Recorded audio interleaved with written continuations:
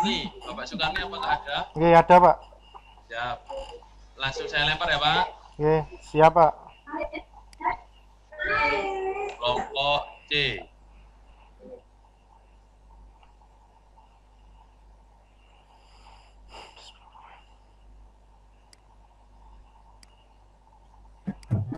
This meeting is being recorded. Assalamualaikum warahmatullahi wabarakatuh, Pak Agun. Waalaikumsalam. Mana kabarnya Pak Sukarni? Alhamdulillah, baik sekali Pak. Sudah siap di pantai, Pak? Insya Allah siap Pak. Ini di rumah atau di sekolah ini Pak? Ini di sekolah kebetulan Pak. Kok nggak pakai masker? Iya, ini kebetulan di ruang sendiri Pak, jadi nggak Oke, ada. ya. Oke. Nah, itu virusnya di belakang, Pak.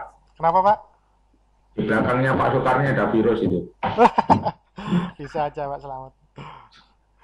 Oke, tolong ditayangkan RPP-nya, Pak. Oke, Biar cepat.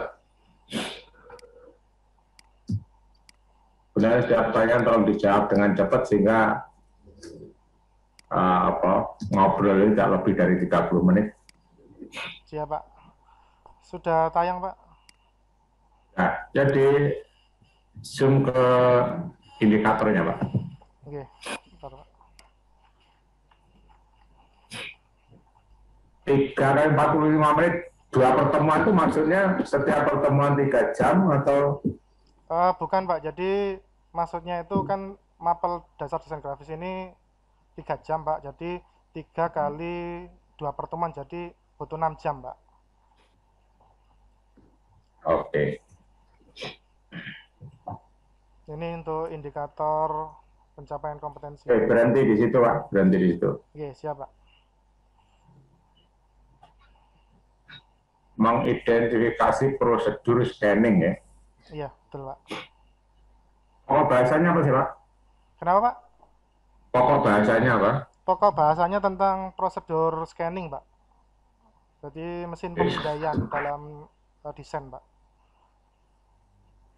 Saya ulangi, yang scanning itu apa sih, Pak? Scanning itu memindai Pak, jadi alatnya namanya scanner, cuma kegiatannya namanya scanning atau pemindaian. Yang dipindai, Yang dipindai apa? ya, Pak? Yang dipindai dalam bentuk gambar, ilustrasi, atau teks Pak. Oke. Outputnya nanti apa? Gimana Pak? Output scanningnya itu dalam bentuk apa? Outputnya nanti dalam bentuk soft copy, bisa dalam bentuk file JPG, PDF. Oke, seperti file itu. ya. Iya Pak. Nah, saya ingin melihat apakah indikator dan alat ukurnya sinkron. Jadi di split jadikan 2 Windows gitu, yang atas indikator, yang bawah soalnya, Pak. Oh, oke. Ini saya pakai PDF, saya ganti yang Word aja Pak ya, biar bisa display. Oke, ya. Agak cepat aja. Oke. Mohon izin Pak.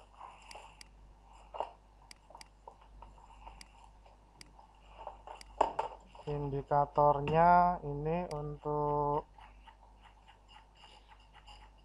soalnya ini Pak. Di situ saya memasukkan indikatornya mengidentifikasi prosedur. Untuk soalnya di situ salah satunya adalah menanyakan nanti fungsi, pengertian, dan juga jenis-jenisnya Pak. Jenis-jenis scanner. Saya ingin soal nomor 1, jelaskan pengertian dari scanner. Itu memuji indikator yang mana? Di mengidentifikasi juga Pak. Hah? 3.51 Pak. Mengidentifikasi prosedur scanning. Prosedur scanning. Iya. Kalau pertanyaan jelaskan pengertian dari scanner, cocok nggak? Menurut saya cocok Pak, karena di situ juga mengidentifikasi itu mengenali Pak. Memaksakan diri namanya. Oke. Jadi kalau Bapak menanya ke siswa, jelaskan pengertian dari scanner, maka yang informasi yang diperolehkan siswa dapat menjelaskan pengertian scanner. Okay. Mungkin bukan pengertian tapi lebih ke fungsi ya. Jadi jelaskan fungsi scanner itu lebih mudah dipahami oleh siswa. Iya Pak. Ini intinya begini loh, supaya guru itu dosanya nggak terlalu banyak. Iya Pak. Maka salah satunya adalah antara indikator dan instrumen itu nyambung. Jadi kalau pertanyaannya jelaskan pengertian dari scanner, berarti siswa itu kan dituntut bisa menjelaskan pengertian scanner. Maka indikatornya ya menjelaskan pengertian scanner. Oke. Makanya kemarin saya menyarankan, saya yakin guru menguasai materi, ya. Dari materi yang penting-penting itu diubah dari soal. Kemudian dari bahasa soal itu diubah menjadi bahasa indikator. Itu dapat nyambung. Ya. Iya. Terima kasih, Pak. Oke, jadi saran saya setelah ngobrol ini nanti Bapak merevisi indikator itu sesuai dengan soal yang sudah Bapak tuliskan. Terus pastikan bahwa setiap soal ada jawaban di modul. Oke, Pak. Ya, oke. Kemudian Bapak menggunakan pembelajarannya model apa, Pak? Ini saya pakai Discovery Learning, Pak. Discovery Learning. Iya. Coba, oke, split-nya dihilangkan aja, Pak. Oke. Oke, ambilkan langkah-langkahnya. Oke, terima kasih Pak. Untuk langkah-langkah Discovery Learning tertuang pada kegiatan inti. Yang pertama, di situ sintaksnya stimulation atau stimulasi, kemudian problem statement, kemudian data collection, data processing atau pengolahan data, kemudian langkah selanjutnya verification, lalu yang terakhir generalization atau pengambilan kesimpulan atau mengkomunikasikan itu, Pak. Ada 6 tahapan, Pak. Betulkah tahap-tahap itu merupakan discovery learning? Ya, betul, Pak.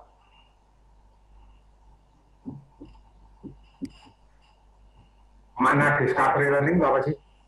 Discovery itu pengungkapan, Pak. Jadi pengungkapkan suatu kebenaran, kita mencari mengobservasi sebuah kebenaran, sebuah ilmu dengan kita mencari sumber-sumber referensi, baik itu melalui buku, internet maupun media yang lain untuk mencari kebenaran dari sebuah informasi. Tentang scanner ya. Oke, Pak.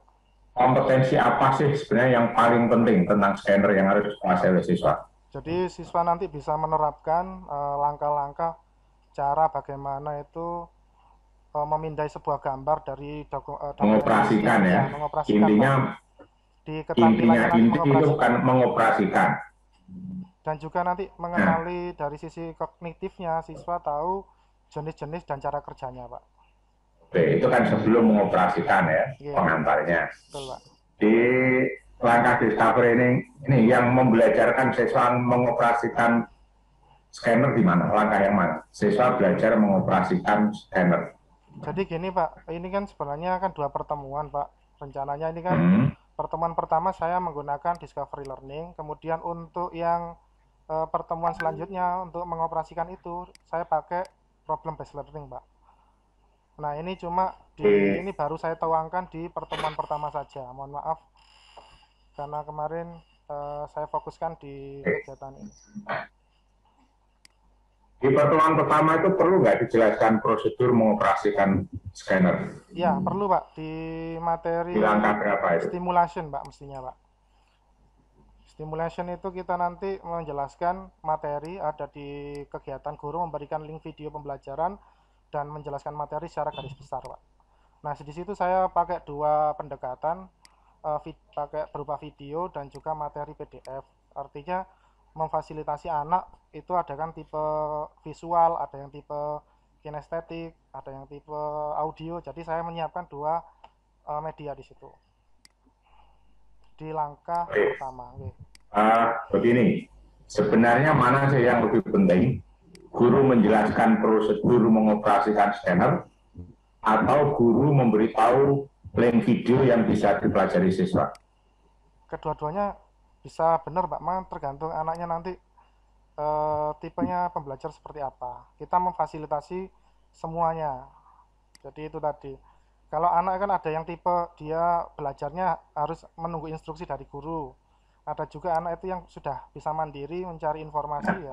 Murid Bapak sebagian besar tipenya yang mana? Lebih banyak ke kinestetik, Pak. Jadi dia sama ada 50-50 sih, Pak. Ada yang tipe visual dan kinestetik. Baik. Nah, karena muridnya ada 2 tipe, masa pembelajarannya bisa juga sama? Di pembelajarnya di media ininya, Pak, di langkah stimulasinya kita bedakan di situ, Pak.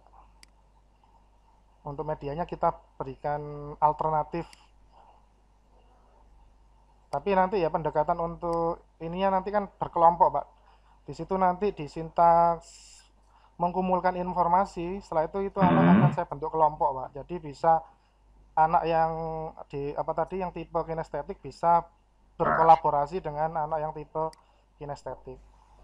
Pak Soekarni sudah mengidentifikasi siapa yang kinestetik, terus yang satunya apa, tipe apa? Ya saya biasanya ngasih form di awal, Pak, semacam kayak kuesioner di awal pembelajaran. Oke, form sudah diberikan. Iya. Pada saat pembelajaran ini, Pak Soekarni berarti sudah bisa mengidentifikasi siapa aja yang kelompok 1, siapa aja yang kelompok 2, begitu? Iya, sudah menentukan, Pak. Jadi kita bisa pakai Google Form itu semacam kuesioner anak ini tipe seperti apa. Oke, sementara cukup Pak Agun. Mungkin bisa didalami lagi. Terima kasih Pak Selamat. Ya, saya tadi tertarik untuk mendetailkan evaluasi yang dikaitkan dengan indikator. Evaluasi Pak ya. Yang tadi ada pertanyaan jelaskan ya pengertian scanner. Iya Pak. Padahal di situ adalah bagaimana mengidentifikasi prosedur scanning. Beda ya, sesuatu hal yang beda. Dari scanning itu bagaimana prosedur memindai suatu objek menjadi suatu objek yang berbeda. Tetapi di dalam scanner itu adalah perangkatnya, pengenalan hardware-nya. Itu betul Pak. Nah, oleh karena itu ini contoh ya agar mengematchkan ya dan bersifat hot ya. Mungkin bisa dikaitkan menjadi uraikan langkah-langkah memindai foto pada menjadi suatu teks yang siap olah. Nah, misalnya seperti itu adalah HOTS ya.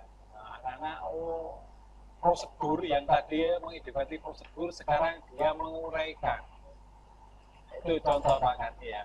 Sehingga bisa match ya antara indikator dengan soal yang sifat HOTS. Pangapunten Pak Agun. Ini di penilaian itu kami juga ada untuk tentang yang KD mengenai menjelaskan prosedurnya Pak. Itu tertuang di LKPD-nya juga Pak. Jadi semacam kami berikan studi kasus. Bisa saya tampilkan Pak? Ya, yang ini jelas ya. Oke, yang ini jelas Pak. Ya, oke. Ya, sekarang saya lakukan mumpung ada di RPP ini ya. Oke Pak. Media berbeda. Saya ingin Pak Karni menjelaskan bagaimana mulai dari kegiatan pembelajaran dari pendahuluan sampai di penutupan dikaitkan dengan titik yang Bapak kembangkan. Silakan Pak Karni. Mohon maaf, bisa diulangi Pak. Untuk suara saya masih kedengaran? Agak ini Pak kecil suaranya Pak. Tutup ya. Oke. Apunten Pak Agun. Ya. 1, 2, 3 masih kecil Pak? Masih kecil Pak. Ya. Ini masih kecil?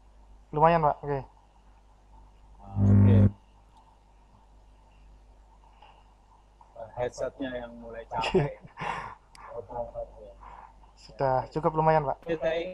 saya ingin Pak Karni mengilustrasikan di dalam kegiatan proses belajar mengajarnya itu pada kegiatan awal dari pendahuluan, kemudian kegiatan inti dan penutup yang dikaitkan dengan TPEC. Oke, di ini Pak ya.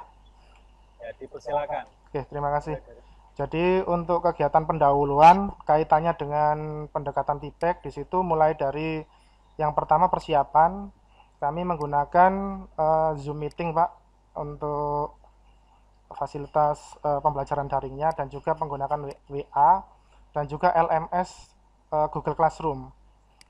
Kemudian di saat penggunaan absensi, selain absensi secara manual, saya juga membuat absensi secara online Pak lewat Google Form yang mana nanti link sama QR kodenya saya share ketika saya menyampaikan materi sebelum menyampaikan materi di awal. Kemudian dalam hal ini Pak di kegiatan intinya saat kegiatan mengamati itu siswa kita berikan semacam kadang berupa pretest Pak. Kemarin saya pakai Kahoot dalam menguji pretest banyak untuk pemahaman awal saja, bukan sebagai evaluasi, cuma pemahaman awal saja untuk masuk kepada materi intinya yang akan kita bahas. Di situ juga saya tuangkan video YouTube Pak yang sudah saya buat sebelumnya. Itu salah satu bentuk TPEC untuk medianya. Kemudian saat pengelompokan saya juga pakai fitur Zoom breakout Pak. Jadi semacam yang kita pakai hari ini itu kan salah satu bentuk fitur di Zoom yang bisa membagi kelompok-kelompok kecil. Nanti guru bisa pindah ke ruang 1, ruang 2, ruang 3 sesuai kelompok yang sudah kita tentukan di awal seperti itu Pak. Kemudian juga tentunya di kegiatan penutup refleksi kita juga tampilkan kadang semacam video motivasi untuk bahan refleksi kepada anak-anak dari sisi spiritualnya. Jadi kita nggak hanya menekankan pada aspek kognitif keterampilan tapi juga spiritualitas juga untuk anak-anak membangun motivasi di akhir. Seperti itu Pak. Dari kegiatan pendahuluan, inti maupun penutupan. Kurang lebih itu Pak, ngapunten. Baik, sudah bagus cara mengkaitkan dengan TPEC-nya ya. Cuma akan lebih excellent ya jika Pak Karni mengkaitkan di proses akhir di pembelajaran melalui post-test. Oke, di post-test itu ada Pak. Mohon maaf Pak, terlupa tadi. Jadi di post-test itu ada juga penugasan Pak. Itu ada link penugasannya dalam bentuk tugas isai yang tadi sempat saya tampilkan di evaluasi. Ini berupa link tugas. Ngapunten, yang tadi lupa saya jelaskan. Baik, link ini boleh, tetapi Bapak mengevaluasinya pasti agak lama ya. Tidak bisa keburu kelasnya tutup ini. Bisa disisihkan ya, bagaimana post-test dilakukan untuk sampling secara cepat ya. Keberhasilan proses pembelajaran saya itu indikatornya itu hasil tercapai semua atau enggak ya. Nah, itu seperti yang di pertama, itu gunakan Kahoot atau Quizzes. Nah, itu akan lebih enak ya, bisa melihat. Mumpung baik, terima kasih Pak Agun. Sudah optimal ini. Nah, cuma kalau diukur seperti itu lagi, pakainya akan lebih percaya diri. Materinya kira-kira yang saya belum tersampaikan, jika saya beri penguatan pada pertemuan berikutnya itu apa saja ya kira-kira. Nah, itu akan menjadi lebih powerful ya. Atau di-cross-check-kan dengan tugas. Pantes ya tugasnya itu indikatornya ini jelek semua, ini tidak tercapai. Kemarin dia ini kayak gini. Nah, itu menjadi indah ya. Nah, terutama bisa menuntun Pak Karni nanti jika akan melakukan PTK ya, penelitian tindakan kelas ya. Akan lebih punya modal ya. Akan mengatakan pembelajaran saya itu bisa tercapai dengan baik, indikatornya, datanya jelas ya. Tidak awang-awang, tidak kira-kira ya. Bisa membandingkan antara pre sama post ya, Post. itu akan menjadi menarik. Itu. Iya, apalagi di Kahoot itu kan ada analisis butir soal Pak ya, mengukur. Oh itu Iya. sebetulnya serius itu. Kenapa Pak? Tetap seharusnya itu adalah evaluasi yang serius ya Kahoot itu. Oke. Yang agak enteng-entengan itu adalah kuisis. Oh, oke. Saya pakai dua-duanya juga Bapak. Dipilih kapan diambil yang serius, kapan yang tidak, dengan yang paling tepat itu bisa digunakan. Nah, oke, itu tipeknya sudah optimal, sudah banget ya. Oke, terima kasih Pak Agun. Mengikuti gaya anak-anak dengan QR code-nya ya, bisa dioptimalkan. Nah, sekarang coba demokan bagaimana mengolah suatu gambar ya dengan metode di sini. Maaf, maksudnya gimana Pak? Didemokan ya, bagaimana sesuai dengan KD di sini mengolah gambar. Pakai scanner gitu Pak? Ini, coba di atas. Di atas lagi. Mana Pak? Atas di materi. Materi. Materi ya, oke.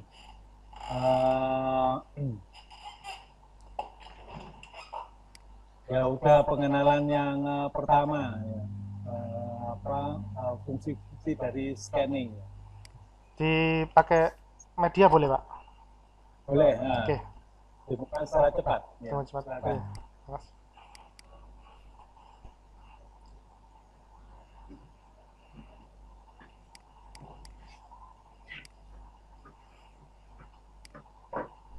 Oke, terima kasih. Assalamualaikum warahmatullahi wabarakatuh. Jadi, anak-anak, hari ini kita akan belajar apa yang dinamakan, apa sih yang dinamakan dengan scanner. Oke, barangkali anak-anak pernah dengar, pernah tahu apa sih scanner. Silakan, mungkin Ricky bisa coba jawab apa sih scanner itu. Ya, bagus sekali. Yaitu scanner itu alat untuk memindai dan menyalin dokumen fisik menjadi dokumen gambar. Nah, scanner ini anak-anak fungsinya hampir mirip dengan mesin fotokopi, tapi ada perbedaannya. Monggo, apa ada yang bisa menjelaskan? Mungkin Siti Aisyah, coba jelaskan perbedaan dari scanner dan fotokopi. Ya, bagus sekali. Mungkin ada pendapat yang lain? Irwan? Ya, oke. Jadi persamaannya dulu ya. Jadi persamaannya sama-sama digunakan untuk memindai sebuah dokumen fisik. Cuma bedanya untuk scanner ini dia harus diolah dulu menggunakan aplikasi tambahan. Nah, aplikasi tambahannya itu ini salah satu anaknya. Ini salah satunya anak-anak. Yang pertama ada kita pakai aplikasi CorelDRAW. Kemudian yang kedua kita bisa menggunakan Adobe Illustrator, Adobe Photoshop maupun Inkscape. Nah, saya kembali lagi di fungsi scanner tadi. Scanner secara umum yang paling sering digunakan memang scanner jenis flatbed ya, yang seperti yang ada di gambar ini. Tapi scanner itu sebenarnya luas anak-anak. Ayo kita coba hari ini belajar jenis-jenis scanner yang ada di sekitar kita dan karakteristik fungsi dan kelemahan dan serta kekurangannya. Tapi sebelum itu saya jelaskan dulu untuk bagian-bagian dari scanner ya anak-anak ya. Yang flatbed yang sering kita pakai ini ada namanya bagian namanya penutup dokumen yang bagian atas. Kemudian ada bagian alas, itu biasanya berupa kertas warna putih. Tujuannya apa? Misalkan ketika kita mau men-scan gambar kertas yang ukurannya lebih kecil dari A4, maka backgroundnya akan menggunakan background warna putih ini. Kemudian di bagian kaca itu sebagai pembatas sekaligus nanti untuk tempat meletakkan kertas anak-anak. Tentunya juga ada petunjuk meletakkan kertas di bagian mananya. Itu di bagian bingkai acuan. Itu nanti sebagai pedoman kita dalam meletakkan gambar agar terlihat proporsional seperti itu. Kemudian di bagian bawahnya ada namanya motor stepper, itu yang menggerakkan lampu ya dari bagian kaca agar bisa ditangkap oleh lensa dan diteruskan oleh CCD atau charge coupled device, dan hasil akhirnya akan dikonversikan dari analog menjadi digital oleh bagian yang namanya ADC. Nah, ini gambar kerjanya.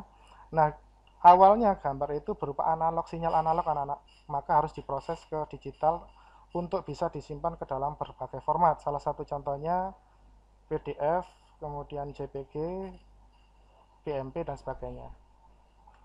Mungkin itu Pak Agun Ya, untuk oke. penjelasannya. Oke.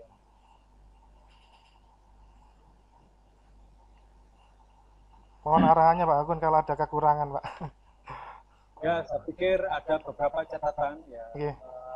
Kegiatan pembelajarannya juga cukup bagus, cuma ada beberapa hal yang perlu dioptimalkan, mungkin memberikan post-test itu lebih perfect yang dilakukan. Kemudian ada yang perlu di-matchingkan antara indikator dengan evaluasi. Ya. Enggak apa dengan soal Pak ya. Dengan hotnya itu, itu bisa lebih optimal.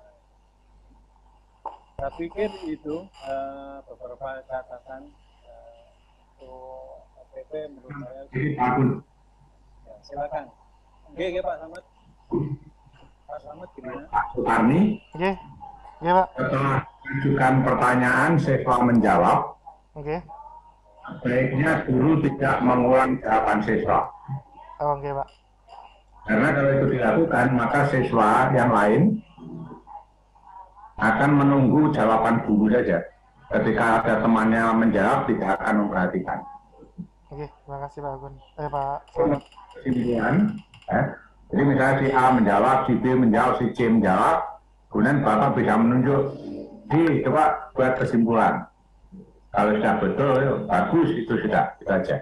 Jadi tidak perlu guru menyimpulkan lagi. Tujuannya tadi, saya siswa selalu memperhatikan ketika temannya menjawab.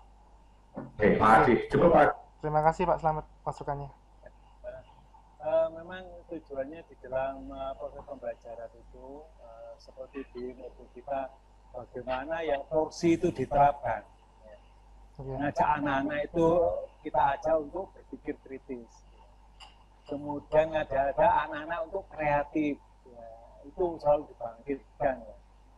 Kemudian bagaimana anak-anak dalam pembelajaran itu kita ajak berkolaboratif. Nah, kemudian dia bagaimana mengkomunikasikan hasil temuannya. Nah, discovery learning itu adalah mengajak anak-anak itu tidak kita dikte, tetapi bagaimana mereka mengeksplorasi untuk menemukan sesuatu yang kita harapkan, yaitu sesuai dengan tujuan pembelajaran. Saya pikir itu Pak Gadni, catatan pembelajarannya. Terima kasih Pak Agun, Pak Slamet. Cukup, saya pikir ada revisi kecil, ya mungkin perbaiki ya untuk menggunakan. Selamat Pak Gadni. Oke, matur nuwun. Kerja kerasnya bagus. Pak Agun, terima kasih Pak Slamet. Assalamualaikum. Waalaikumsalam. Mohon izin keluar room Pak ya. Oke, silakan.